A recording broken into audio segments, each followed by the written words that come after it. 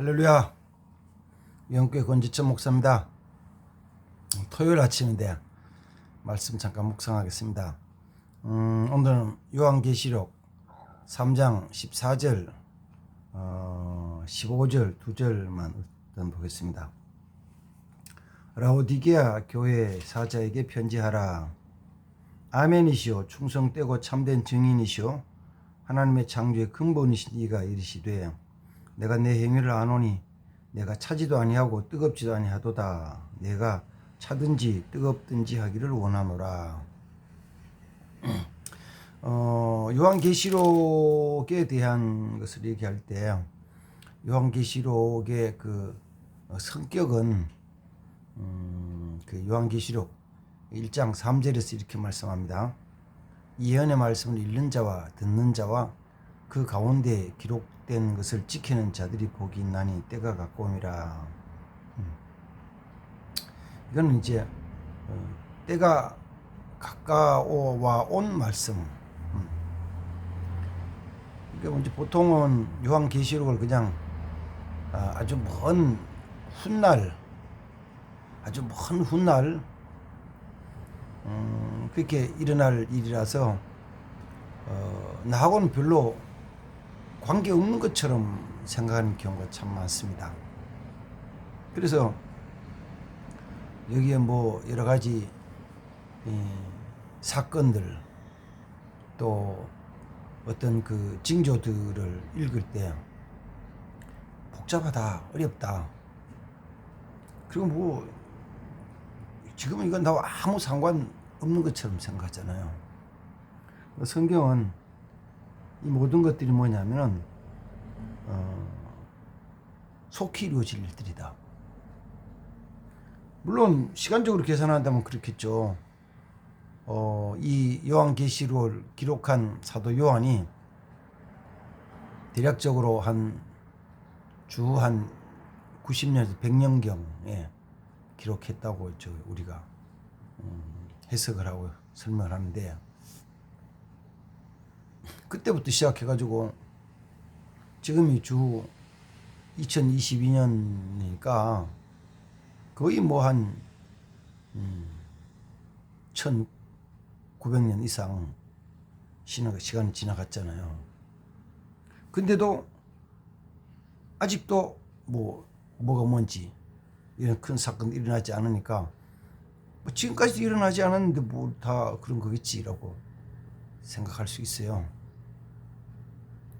근데 이제 그 틀에서 보면은 처음부터 끝까지가 다 완성된 건 아닌데, 완성된 건 아니지만 이런 일도 있네, 이런 일도 있네. 가만 살펴보니까 이 말씀들이 진행되는데 사실 상당히 많이 진행이 되어 온 거예요.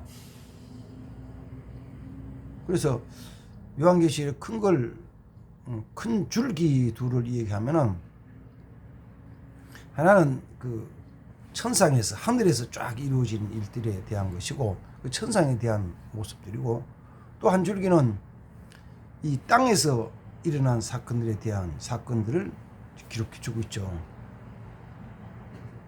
그게 이제 제일 마지막 종말로 나아가고 주 예수님이 다시 재림하시고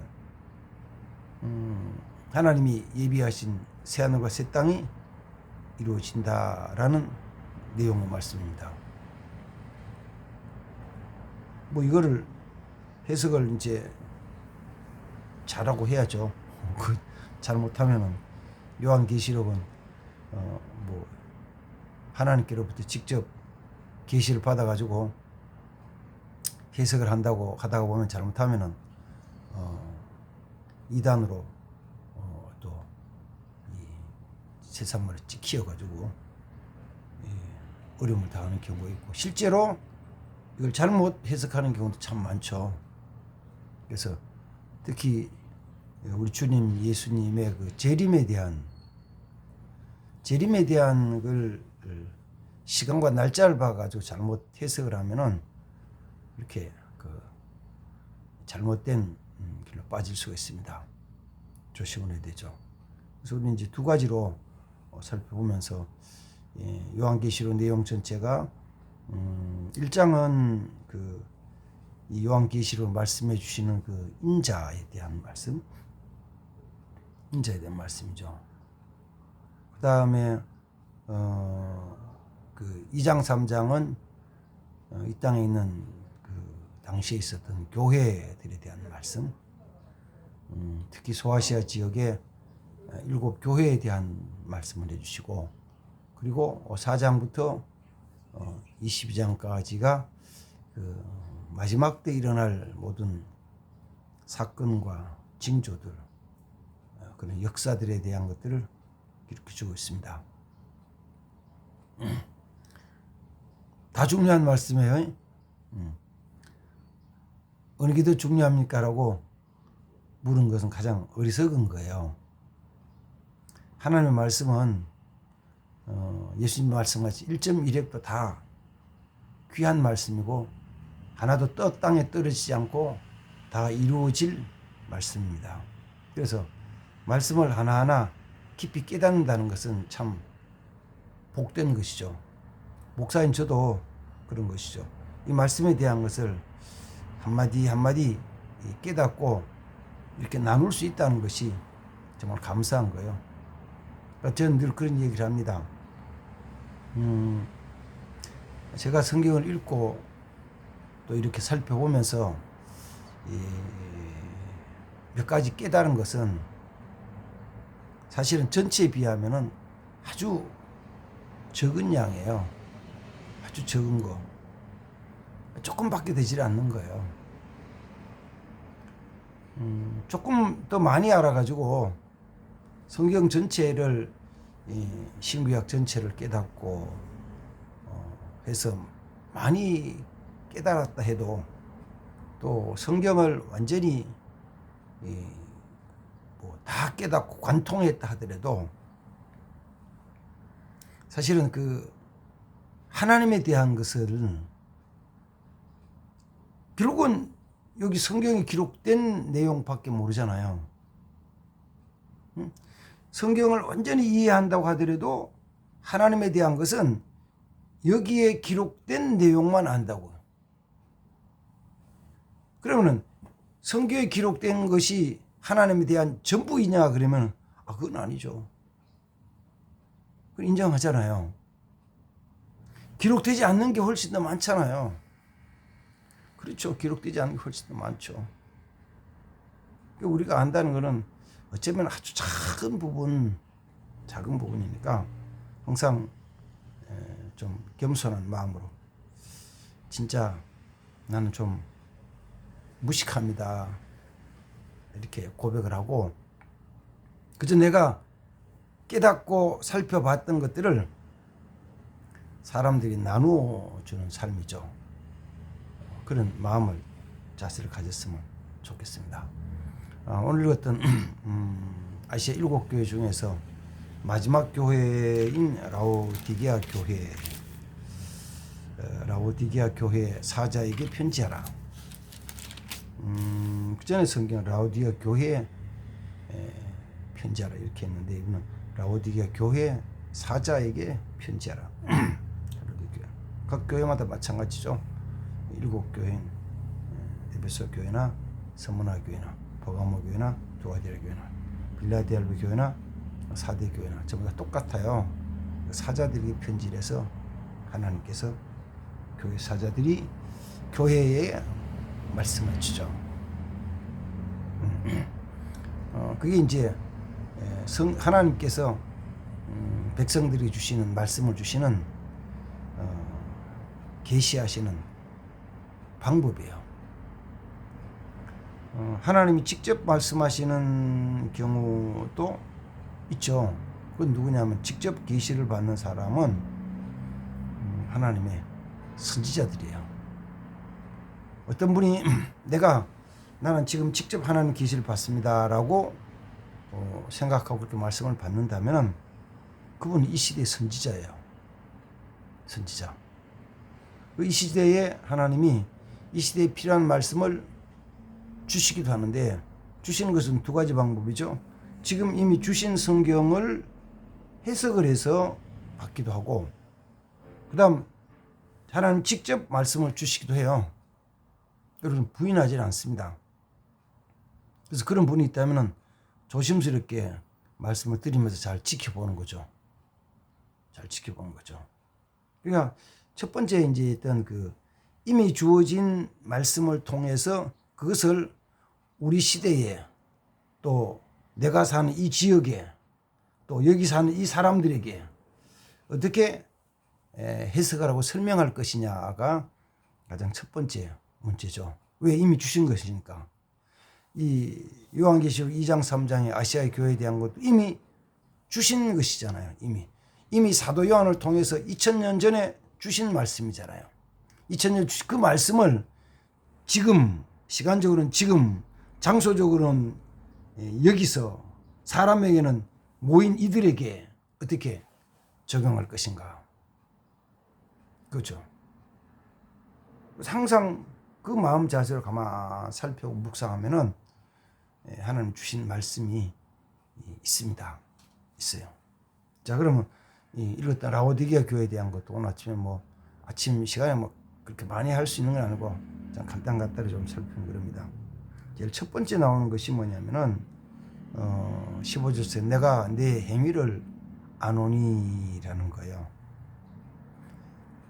행위를 아신다는 거죠. 우리가 행한 일을 다 아신대요.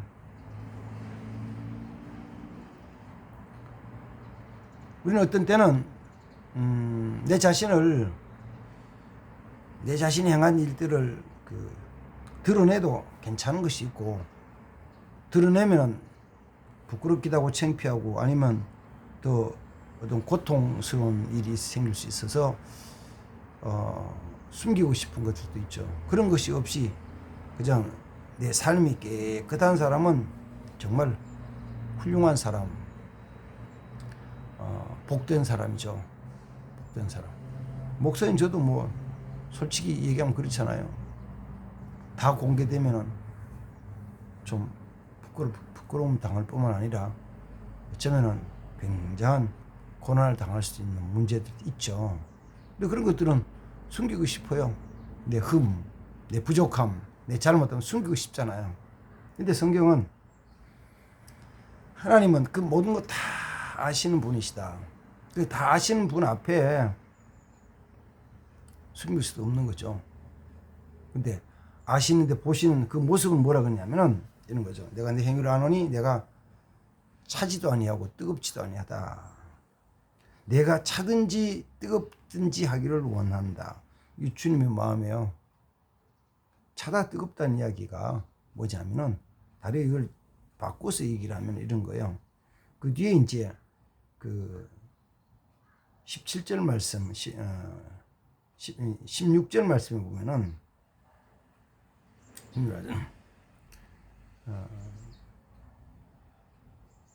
아니야, 조금요.